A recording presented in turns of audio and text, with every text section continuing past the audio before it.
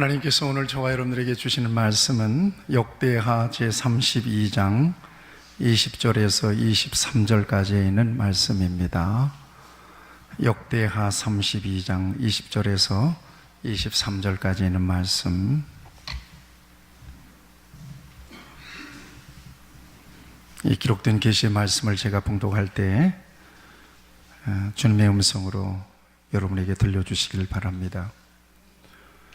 이러므로 히스기야 왕이 아모스의 아들 선지자 이사야와 더불어 하늘을 향하여 부르짖어 기도하였더니 여호와께서 한 천사를 보내어 아수르 왕의 진영에서 모든 큰 용사와 대장과 지휘관들을 멸하신지라. 아수르 왕이 낯이 뜨거워 그의 고국으로 돌아갔더니 그의 신의 존에 들어갔을 때에 그의 몸에서 난 자들이 거기서 칼로 죽였더라.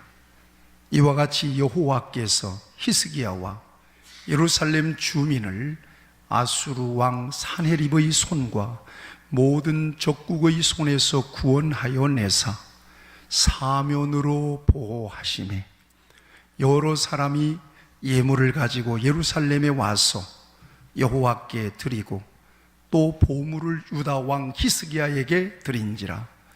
이후부터 히스기야가 모든 나라의 눈에 존귀하게 되었더라. 아멘. 우리 오른손을 들어서 할렐루야 한번 합시다. 할렐루야. 그 오른손 들으세요. 하나님은 내 편이십니다. 같이 하세요. 나는 하나님 편입니다. 아멘. 그런 은혜가 여러분 안에 있기를 축복합니다. 옆에 분도 축복하세요. 하나님은 당신 편입니다.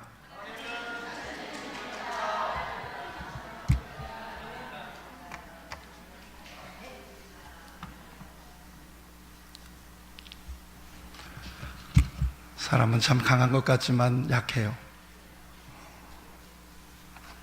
사람처럼 능력 있는 존재가 없어요. 그렇지만 따지고 보면 사람처럼 약한 존재도 없어요. 어느 순간에 팔팔하게 건강을 장담했던 사람이 중한 질병에 걸려서 고생하는 사람들이 굉장히 많아요. 탄탄대로를 걷던 사람이 어느 순간에 추락해서 저 깊은 나락으로 떨어져서 신음하는 사람도 꽤 많습니다. 그래서 저는 우리 성도들에게, 그건 저의 고백이기도 합니다. 절대 인간은 교만할 수 없는 존재예요. 그만큼 변수들이 굉장히 많아요.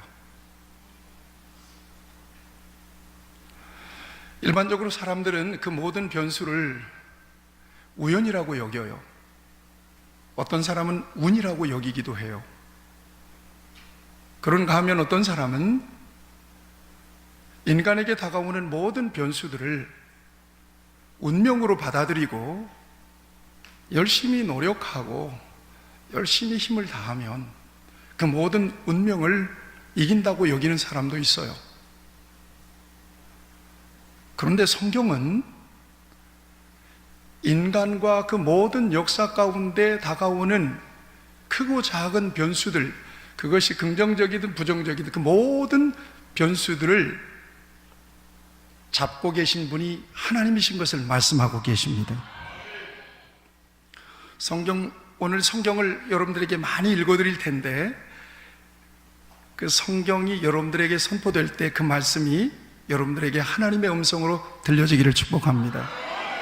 시편 37편 23절에 보면 여호와께서 사람의 걸음을 정하시고 그 길을 기뻐하신다고 그랬어요. 사람의 모든 길은 누가 정하시고? 하나님이 정하신다. 사무엘상 2장 6절 7절을 보면 여호와는 죽이기도 하시고 살리기도 하시고 수월에 내리기도 하시고 거기에서 올리기도 하시는도다. 여호와는 가난하게도 하시고 부하게도 하시고 낮추시기도 하시고 높이시기도 하시는도다. 누가 하시는 일이냐? 우연이 아니에요. 운이 아니란 말이에요. 운명이 아니란 말이에요. 하나님의 손 안에서 되는 일들입니다. 이걸 인정하는 것이 신앙이에요. 역대하 29장 12절에 보면 다윗은 부와 귀가 주께로 말미암고 주는 만물의 주제가 되사 손에 권세와 능력이 있사오니 모든 사람을 크게 하심과 강하게 하심이, 같이 하시죠, 주의 손에 있나이다. 하나님의 손에 있다는, 이걸 인정하는 것이 믿음이에요. 하나님께서 예레미야를 토기장의 집으로 보내서 주신 말씀이 있어요. 야, 여호와의 말씀이니라. 이스라엘 족속아, 이 토기장이가 하는 것 같이 내가 능히 너희에게 행하지 못하겠느냐? 이스라엘 족속아, 진흙이 토기장이의 손에 있음 같이 너희가 내 손에 있느니라. 아멘. 하나님을 인정하는 것이 복된 인생임을 믿으시길 바랍니다. 하나님을 의지하는 인생을 하나님이 책임져 주심을 믿으시기를 축복합니다. 그러면 목사님, 하나님 없이 잘 되는 사람은 도대체 어떻게 설명이 가능합니까? 하나님 없이도, 하나님을 부정하고도 아주 떵떵거리고 잘 사는 사람들이 이렇게 많지 않습니까? 여러분, 말씀드려요, 현상만을 가지고 판단하면 안 돼요. 하나님 없이 사는 것을 결코 잘 사는 것이 아니에요.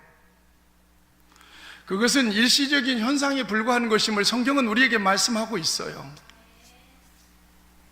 인생은 속도가 아니라 방향이에요.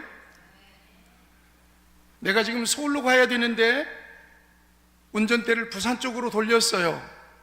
가는 동안에는, 운전하고 가는 동안에는 특별하게 이상이 없는 것 같아요. 그런데 도착점이 달라요. 예수 믿는 사람이나 예수 안 믿는 사람이나 사는 것은 별반 차이가 없는 것 같아요. 오히려 예수 믿는 사람들이 더 잘 사는 것 같이 보여요. 그렇지만 꼬린 지점이 달라요. 도착점이 다르다, 이 말이에요.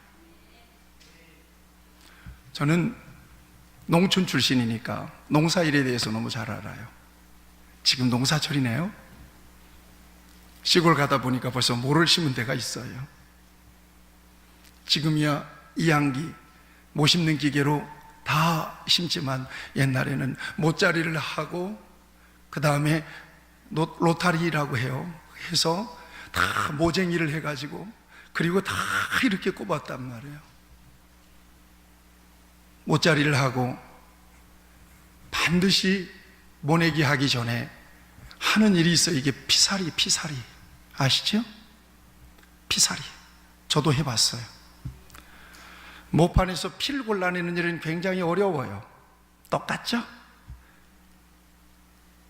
피사리 한다는 것이 그냥 모를 다 뽑아내가지고 혼날 때도 있어요. 어릴 때는 몰라요. 섞여 있으니까 몰라요. 언제 표시가 나던가요? 서서히 자라면서 나중에 분명하게 표시가 나는 것은 딱 이삭을 폈을 때예요. 그때는 알곡과 피가 정 달라져요. 그리고 결정적으로는 추수할 때 갈라버리고 말아요. 그렇죠? 마치 그 같아요. 안 믿는 사람이 오히려 잘 되는 것 같아요. 현상적으로 잘 사는 것 같아요. 그러나 여러분이 현상만 바라보고 성공이다 실패다 판단하면 크게 잘못될 수 있습니다. 저 사람은 예수도 안 믿는데, 저 사람은 하나님도 안 믿는데 왜 그렇게 저렇게 잘 되냐? 그건 잘 되는 게 아니라니까요. 그건 일시적인 현상에 불과하다니까요. 과정이 비슷하다고 해서 잘 됐다고 속단하면 안 된다. 꼬린 지점이 달라요. 모와 피가 섞여 있다고 해서 다 알곡이라고 보면 안 된다, 이 말입니다. 그래서 성경은 악인의 형통을 부러워하지 말라. 하나님 없는 사람의 형통을 부러워하지 말라고 말씀하십니다. 같이 하시죠. 악인의 형통을 부러워하지 말라. 너는 행악자로 말미암아 분을 품지 말며 악인의 형통함을 부러워하지 말라. 행악자는 장래가 없겠고 악인의 등불은 꺼지리라. 내 마음으로 죄인의 형통을 부러워하지 말고 항상 여호와를 경외하라. 너는 행악자들로 말미암아 분을 품지 말며 악인의 형통함을 부러워하지 말라. 포악한 자를 부러워하지 말며 그 어떤 행위도 따르지 말라. 대저 패역한 자는 여호와께서 미워하시나니 정직한 자에게는 그의 교통하심이 있으며 악인의 집에는 여호와의 저주가 있거니와 의인의 집에는 복이 있느니라. 악인의 형통을 부러워하지 말라는 거예요. 다윗은 시편 37편에 분명히 말씀하고 있어요. 악을 행하는 자들 때문에 불평하지 말며 불의를 행하는 자들을 시기하지 말지어다. 그들은 풀과 같이 속히 배임을 당할 것이요 푸른 채소같이 쇠잔할 것임이니라. 남새밭에 풀과 야채가 함께 자랍니다. 야채보다도 풀은 더 융성하게 자랍니다. 이걸 잘됐다고 얘기하면 안 되고 이걸 복받았다고 생각하면 절대 안 된다는 거예요. 풀은 뽑아내는 거예요. 잡초는 제거하는 거예요. 일시적인 현상이에요. 끝이 달라요. 부러워하지 말라. 그러면 반대로 하나님을 잘 섬기는데, 교회도 열심히 다니는데, 그런데 자꾸 힘든 일이 생기고 어려운 일이 생기는 사람은 어떻게 설명할 것입니까? 잘 들으세요. 다윗은 이 부분에 대해서도 분명한 대답을 우리에게 시편 37편 22절 24절에서 주고 있습니다. 속단하지 말라는 거예요. 믿는 사람들이, 하나님을 의지하는 사람들이 시련을 당하고 고통을 당하고 삶이 심하게 요동치고 흔들리는 것 같다고 해서 하나님이 없다고 생각하면 안 되고, 믿는 사람들이, 하나님을 의지하는 사람들이 망했다고 판단하면 안 된다는 거예요. 하나님은 결코, 하나님을 의지하는 사람들이 잘못되고 망하도록 나도 방치하지 아니하시는 분이신 것을 믿으시기를 축원합니다. 같이 하시죠. 하나님을 믿는 나를 포기하지 않으십니다.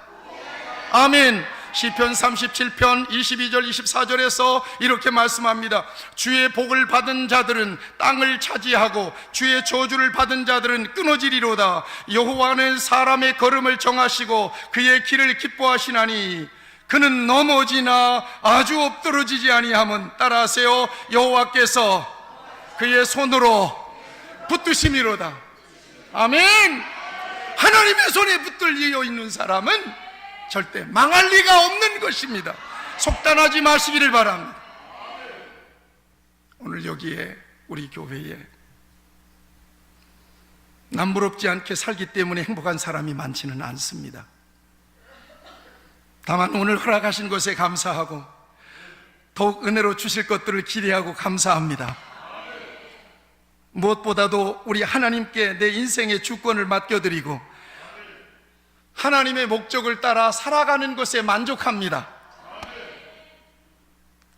아멘입니다. 힘들고 어려울 때는 하나님을 의지하여 이겨냅니다. 부족함 없이 살아가고 있다면 그것은 하나님의 은총임을 깨닫고 하나님 앞에 겸손하게 사명을 감당합니다. 그러니까 믿음의 사람들은 행복의 가치를 물리적인 가치에 두질 않습니다. 관계의 가치에 두는 거예요. 여호와는 내 편이시라 내게 두려움이 없습니다. 누가 그를 이겨낼 수가 있겠어요?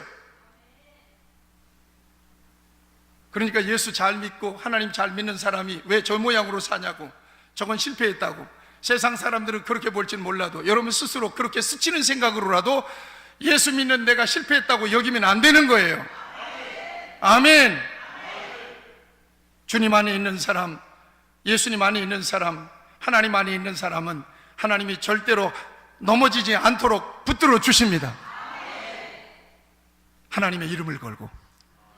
할렐루야. 하나님을 기쁘시게 하는 인생이 잘 사는 인생임을 믿으시기를 축원합니다. 하나님의 목적을 따라 살아가는 인생이 잘 사는 인생임을 믿으시기를 축원합니다. 성경은 반드시 하나님을 믿고 의지하는 사람에게 하나님이 복을 주시고 보호해 주심을 약속하고 계셔요. 시편 146편 5절에 야곱의 하나님을 자기의 도움으로 삼으며 여호와 자기 하나님에게 자기의 소망을 두는 자가 복이 있도다.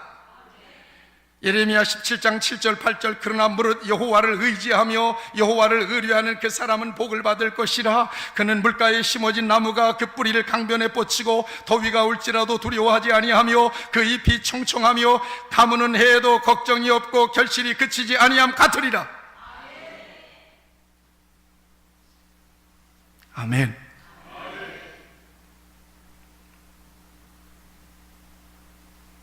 하나님이 오늘 우리를 그렇게 보장하고 계시고 우리를 붙드시고 계십니다. 복 있는 사람은 악인의 길을 따르지 아니하고 죄인의 길을 서지 아니하고 오만한 자의 자리에 앉지 아니하고 오직 여호와의 율법을 즐거워하여 그 율법을 취하로 묵상하는 자로다. 여호와께서 의인의 길은 인정하시나 악인의 길은 망하리로다. 사랑하는 여러분, 분명히 성경은 하나님 의지하는 자를 하나님이 지키시고 보호하시고 인도해 주심을 우리에게 언약하고 계십니다. 여호와를 자기 하나님으로 삼은 나라, 곧 하나님의 기업으로 선택된 백성은 그래서 복이 있도다 라고 말씀하세요. 다윗은 믿음의 사람이고 하나님을 섬겨서 유대 베들레헴 소위 촌사람이 목동이 통일왕국 시대의 왕이 되었던 사람이에요. 오직 그가 믿는 것은 하나님밖에 없었어요. 그는 시편 37편에서 분명하게 경험적으로 고백해요. 이렇게 고백합니다. 내가 어려서부터 늙기까지 의인이 버림을 당하거나 그의 자손이 걸식함을 보지 못했다. 그는 종일 은혜를 베풀고 꾸어주니 그의 자손이 복을 받는도다. 아멘. 그래요. 결국 하나님은 하나님을 섬기고 하나님을 높여드리는 의인, 그를 지키고 그를 보호해 주십니다. 그에게 은혜를 베풀어 주십니다. 그의 후손이 잘 되게 하십니다. 그 복이 여러분의 것이 되기를 축원합니다. 하나님을 붙잡는 것이 그렇게 중요해요. 하나님을 의지하는 것이 그렇게 중요하다는 말씀입니다. 이 같은 역사는 이 유다의 역사, 역대 왕들의 이 삶을 통해서 우리에게 정확하게 보여주는데, 오늘 우리는 히스기야, 유다의 13대 왕 히스기야, 이 히스기야의 역사를 통해서 하나님이 어떤 사람에게 깊이 관심을 가지고 그를 도우시고 그를 지켜주시는지, 오늘 이 말씀이 설교하는 저에게 은혜가 되었어요. 특별히 저의 마음속에 계속 맴돌면서 은혜가 된 말씀이, 여호와께서 그를 사면으로 지켜주시고 보호하시고, 어디 있습니까? 22절 말씀입니다. 22절을 다 같이 읽겠어요. 시작. 이와 같이 여호와께서 히스기야와 예루살렘 주민을 아수르의 왕 사네립의 손과 모든 전 고족국의 손에서 구원하여 내사, 같이 하시죠. 사면으로 보호하시고 물샐 틈 없이 지켜주신다는 말씀입니다. 사면으로 보호하신다. 고백합시다. 하나님은 하나님을 믿는 나를 사방으로 보호하십니다. 아멘. 그러니까 하나님이 지켜주시면 그 누구도 못 건드려. 아멘. 믿으세요. 하나님이 우리를 보호하시면 그 누구도 손 못 대는 사람이 돼요. 그런 하나님을 자기 하나님으로 삼는 사람은 결코 그 어떤 대적에게도 공격당하지 않습니다. 혹 공격이 왔을지라도 반드시 이기게 되죠. 믿으시기를 축원합니다. 오늘 히스기야 역사를 통해서 우리에게 보여주는 것이에요. 오늘 히스기야 역사뿐만 아니라 성경의 모든 역사는 다 그렇습니다. 절대 위기 속에서 하나님을 찾는 자들은 결코 망하지 않았어요. 물리적인 힘으로 비교할 수가 없었지만, 열세였지만, 그러나 만군의 여호와의 이름으로 나가는 자들이 결코 실패하지 않았어요. 승리했어요. 넉넉하게 이겼어요. 오늘 저와 여러분들이 그런 놀라운 승리를 경험할 수 있게 되기를 축원합니다. 하나님은 어떤 사람을 도와주시느냐? 하나님이 과연 도와주시는 사람이 되어서 살아가는 것은 얼마나 귀한 일인지 몰라요.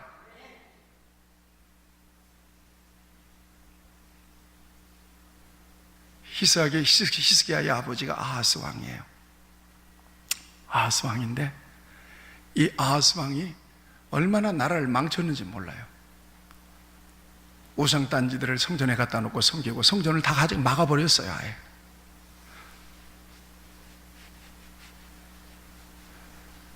하나님이 그를 도울 수가 없어요. 하나님과 접촉점이 안 생기는 거예요. 그 어떤 위기를 만나도 하나님을 한 번 부르지 않는 거예요. 도울 힘이 없는 사람을 의지하고 사람의 손으로 깎아 만든 우상들을 하나님처럼 섬기고 그 앞에 절했던 사람이 바로 히스기야 왕의 아버지 아하스 왕이었어요. 그러니 그 나라가 어떻게 됐겠어요? 그리고 그 아버지가 지나가고 히스기야가 왕이 됐어요. 25살에. 그리고는 아버지가 닫아놨던 성전을 개방을 합니다. 그리고 레위인들을 동원해서 8일 동안이나 성전을 깨끗이 8일 동안 대청소를 하는 거예요. 우상들, 아세라 목상들은 전부 다 빻아버려. 빻아가지고 가루를 만들어. 그리고 그것들을 섬겼던 제사장들의 무덤에 뿌려버려.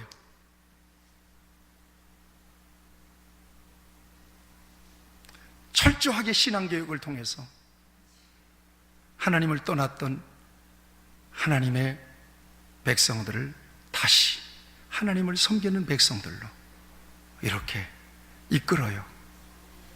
자, 그 다음에 제사장들을 다시 회복시켜서 제사를 지낼 수 있도록 레위인들을 전부 다 모아서 성전을 깨끗이 소재하고 성전에서 일할 수 있도록,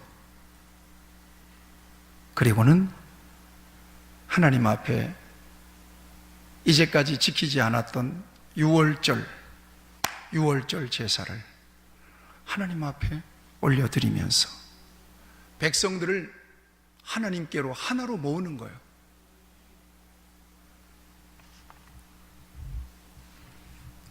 이 같은 역사를 완성하고 영적인 개혁을 통해서 하나님과의 관계를 회복시켜 놓은 뒤에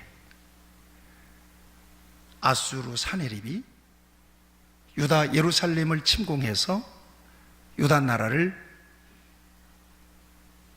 공격해 들어왔습니다. 자, 잘 들으셔야 돼요. 이 순간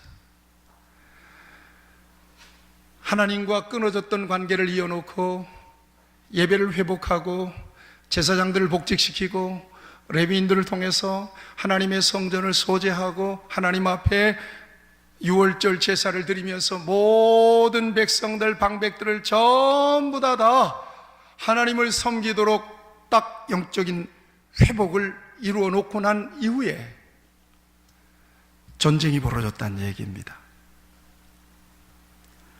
겁도 없이 아수르 왕 사네립이 군대를 이끌고 예루살렘을 침공해 들어왔어요.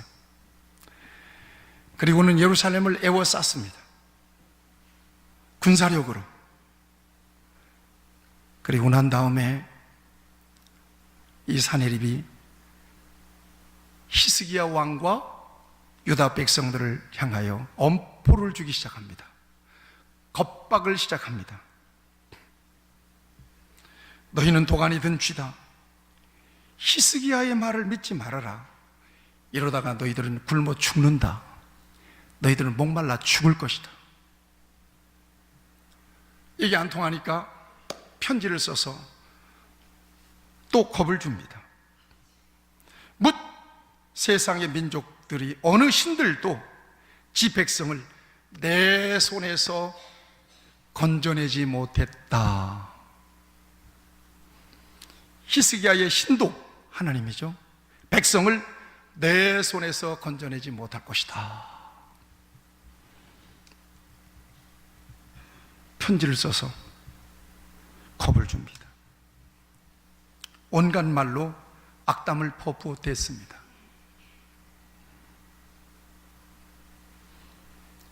이때 히스기야가 지휘관들, 군대 지휘관들을 모아요. 그래서 그들로 하여금 아수르 군대가 쓸만한 모든 성 밖의 우물들을 다 메웁니다. 그리고 무너진 성을 수축하고 창과 방패를 많이 만들어서 전쟁을 대비합니다. 할 수 있는 도리를 다 한 뒤에 그는 궁극적으로 하나님을 의지합니다. 하나님을 의지합니다. 그가 믿는 것은 자기 군대의 힘이 아니었습니다. 하나님이셨어요. 그리고는 그 군대 지휘관들에게 뭐라고 얘기합니까? 7절, 8절 말씀을 같이 보겠습니다.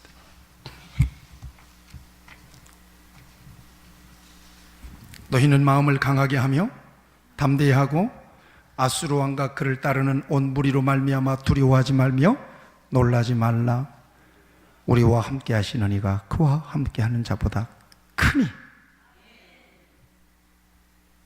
그와 함께 하는 자는 육신의 팔이요 우리와 함께 하시는 이는 우리 하나님 여호와시라. 반드시 우리를 도우시고 우리를 대신하여 싸우시리라 하매. 아멘. 히스기야의 마음속에 그가 궁극적으로 의지하는 힘, 능력이 어디에 있었는지를 이 구절에서 보여주고 있습니다. 여러분들이 가지고 있는 능력, 여러분이 가지고 있는 지력, 경제력, 권세, 여러분이 이거 앞세워서 싸우려고 하면 반드시 실패하게 될 것입니다. 같이 고백합시다. 하나님은 내 편이십니다. 나도 하나님 편이 있습니다. 그것이 여러분들의 승리의 비결인 줄로 믿습니다. 결국은 승리했어요. 놀라운 승리를 거두게 되죠. 오늘 이 역사를 통해서 저와 여러분들은 하나님은 과연 어떤 사람을 도우시고 어떤 사람에게 은혜를 베푸시고 어떤 사람을 지키시고 보호해 주시고 어떤 사람에게 사면으로 보호해 주시는지를 보여주고 있습니다. 첫째는 삶의 중심에 하나님의 자리가 있는 사람입니다. 살펴보세요. 저를 보세요. 여러분들의 중심에 하나님이 계시다고 믿으면 아멘. 하나님 말고 또 의지하는 것이 있으면 노멘.